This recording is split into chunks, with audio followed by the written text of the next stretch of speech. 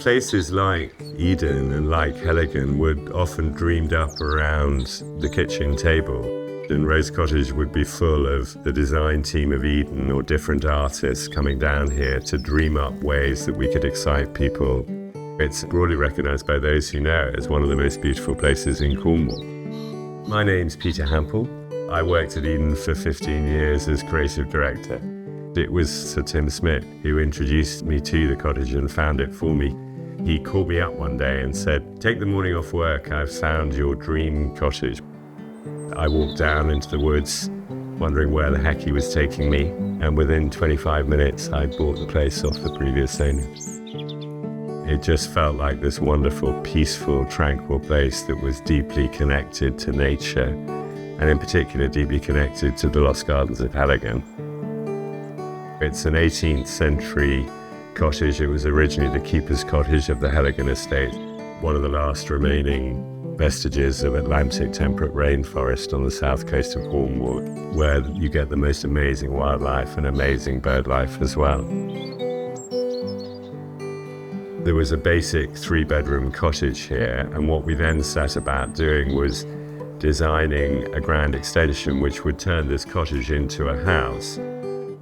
Through the Eden project, I was meeting a lot of really interesting craftsmen and artisans. We decided to go with a hand-picked group. All of that artistry and craftsmanship means that 25 years further on, you've got a place which still looks as good as new. Everything has this very fine, close attention to detail. Even before I moved here, there were stories of Ralph McTell, who's one of the greatest folk singers of the English tradition, writing music here in the 70s. Stories of David Hockley when he was a student at the Royal Academy, coming down here to paint work in the early 60s. The whole live music program at Eden was created down here. So Nick Mulvey recorded an album here.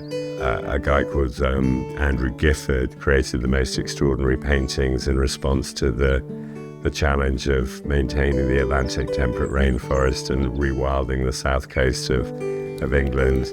So a lot of people who've been very passionate artists but also very passionate environmentalists have found Rose Cottage great to come and do work. The peace and quiet here, really one of its defining characteristics, and one which I've always found incredibly reinvigorating actually when you want to recharge. This house has seen and witnessed so much. Both my boys were born here. I met my wife, Amy, down here in the woods for the first time.